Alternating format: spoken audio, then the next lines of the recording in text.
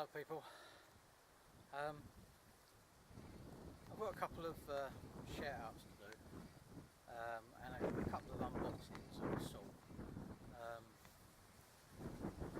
Shout outs first of all. Well, I mean, to be perfectly honest, I've not really been entering too many, been doing too many VRs of late.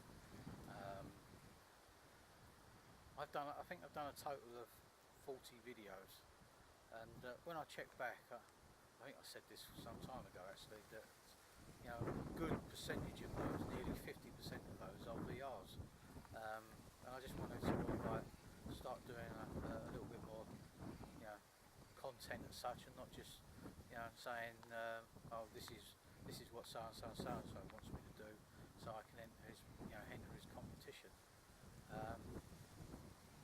But in saying that, there's a couple of guys that I should have given a little bit of support to, and I should have at least done something. But circumstances being as they are at the moment, I've just really not been out. And those two guys are Ginger Bruce. Congratulations, Bruce, on reaching the 100 subs. I know you're way past it now, and I do apologise that I didn't actually enter your, do you a VR for it. But if you're not already subbed to Ginger Bruce, I suggest you do give him a sub, because the content of his videos are absolutely fantastic.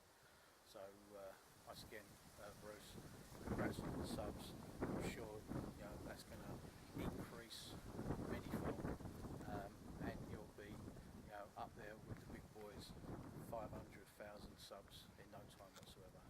So congrats, mate. And the other one is Forest Prepper, fantastic guy. I've had the pleasure of meeting him on a number of occasions now.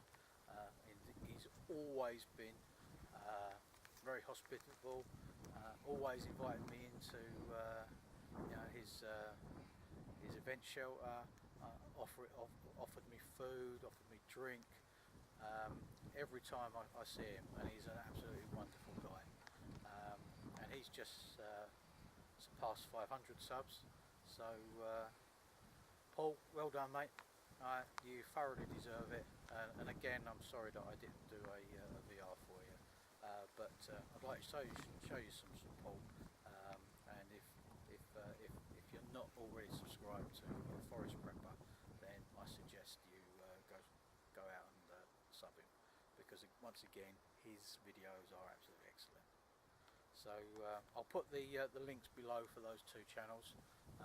Please go out and give them a check out if you have not already subbed to them, and please do. But on that note, some of you may already be subbed to a guy called Keith, 0 pence, absolutely master with knives, and people were in awe of him as he was walking around the 250 prepper meet, and he was showing off some of his wares. Very humble guy. I really didn't think that he was, I won't say he was that good, but he really didn't think that people would be interested, and people are really interested. I was a little bit cheeky at the 250 prepper meet, and I gave him a knife to see what he could do with. A little bit of background history. I haven't got any before shots, but again, I'll put a little link to the video that he made for me on the I won't say restoration, but on the great work that he did on the knife that I gave him. It was an extremely cheap knife that I bought a good few years ago now, and I bought it because I wanted a neck knife at the time. Didn't have a lot of money, and this knife was very cheap. I bought it off the internet. I really didn't see it, only a picture of it. When it turned up, I thought to myself, as soon as I opened it out of the package, what a load of rubbish. And it basically got chucked in the drawer. Got to know Keith quite well, and as I say, I was a little bit cheeky, and I said, see what you can do with this, mate. Alright, if you ruin it, it's not a problem. And what he come up with, I have in this package. As I say, if you watch his video, you will see it. I've already opened this, so I've cheated a little bit.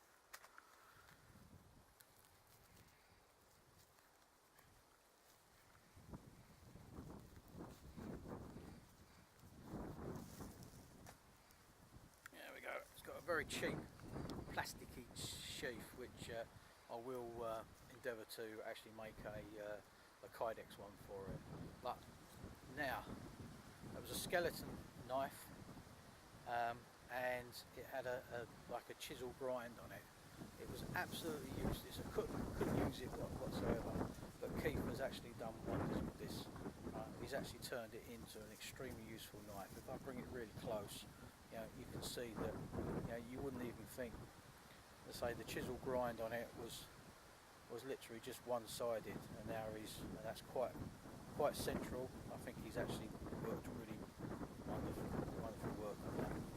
That sits nicely in the hand, and I think that'll be, now he's turned it into an extremely useful knife.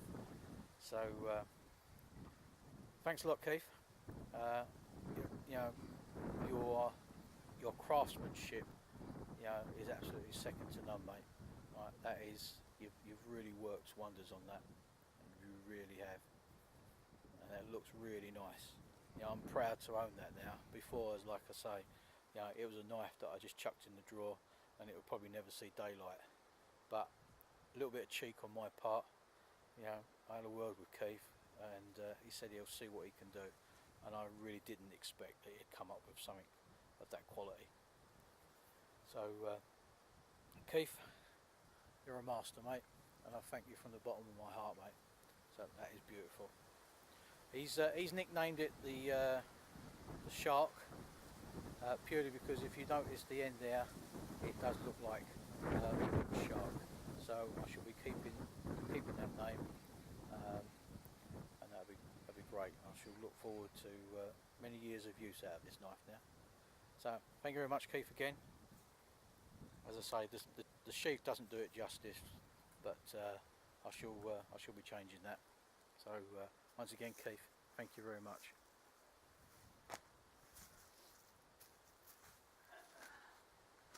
The other chap that I'd like to thank is Martin from Outlander Bushcraft. I did enter his 100 sub competition several months ago now. Lucky enough to win, and he gave away 3 prizes. Second prize went to Steve, and for the life of me I can't remember his channel name. I'll put it down below, but really nice guy from Newcastle way, and I sat and watched his unboxing about a week or so after Martin announced the results. Didn't really think of it. Now you got to also bear in mind that Martin actually only lives about 40 miles away from me, so a parcel went from where Martin lives all the way up to the northeast, and that arrived within the week. A few days later, I watched the 3rd prize unboxing. Now the 3rd prize went to a young lady called Shazbo Bookow, who resides in Australia, and I sat and watched her unboxing, and I'm thinking to myself, hang on a minute, I only live 40 miles away from Martin. My parcel hasn't arrived at all. So I messaged Martin and let him know that I thought that the parcel was lost. So he said that he actually went to the post office, but he had to wait at least 15 days till we could report it missing, which came and went, still no parcel. And then we met up for the first time at the 250 prepper meet, and he actually, this is my prize. It's a one-man tent, which he went out and bought another one because the first one was lost. He did say that he was going to do that, but I did say to him, not to bother, mate. I know that you've sent it, but out of the goodness of his heart, this is the type of guy that Martin is. He went out and bought another one. So who knows what's happened to that first one, but here it is. So Martin, Outlander Bushcraft, another wonderful guy. Again, if you're not subbed, sub to him, the link will be below. So please check him out and sub him. So what I'm going to do now is I'm going to put this up for you and just show you what it's like, and show Martin what it's like, because as Martin said, he's never seen it out of the bag. So we'll put this up and give you a quick tour of the tent.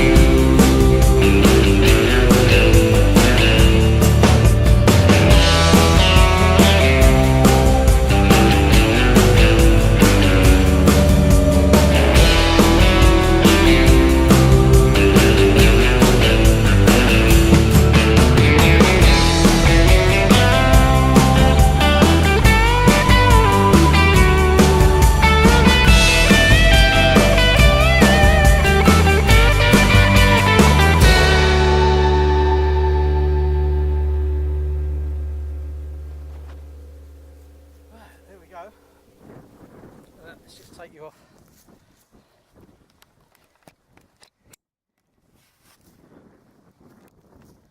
So, this is a high gear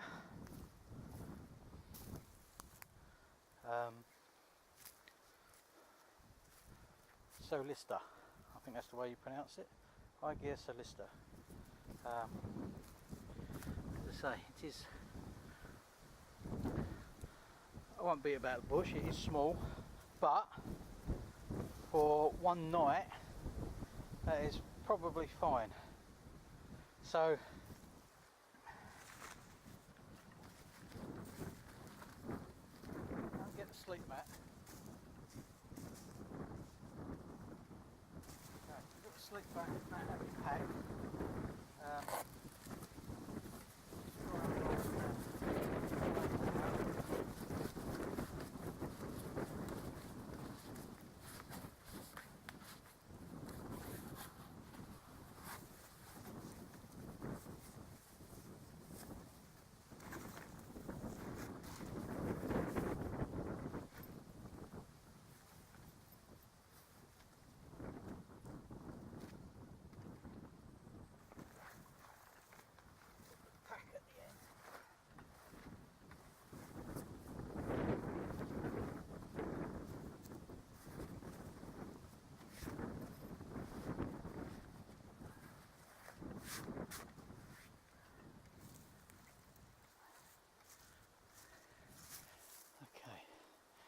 take you off now.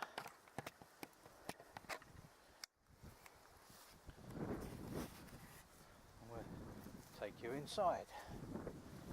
See what it's like. Right, okay, my head's actually on the pack. But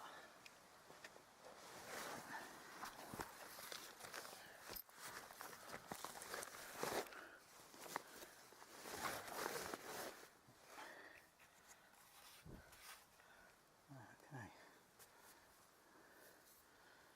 as I say, for one night it's not too bad. I wouldn't like to spend a weekend in it, but for an overnighter we can have like the pack just laying outside. We can. It's a bit tight.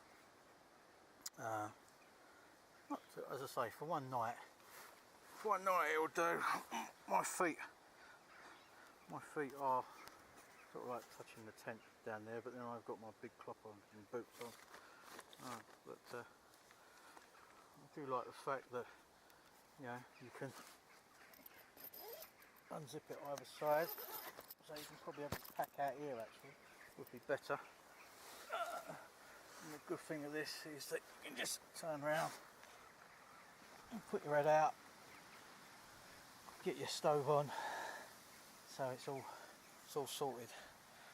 Yeah, so you can get your stove on while you're still lying in your sleeping bag, and that's not too bad, is it? And probably I think I possibly would pack a tarp just to throw over the top, but a little lightweight, something like a poncho, just to chuck over to give you a bit of admin area in front, which wouldn't weigh too much, and the poncho doubles up as a waterproof anyway, so yeah, that's fine. So, bring you back in a little while.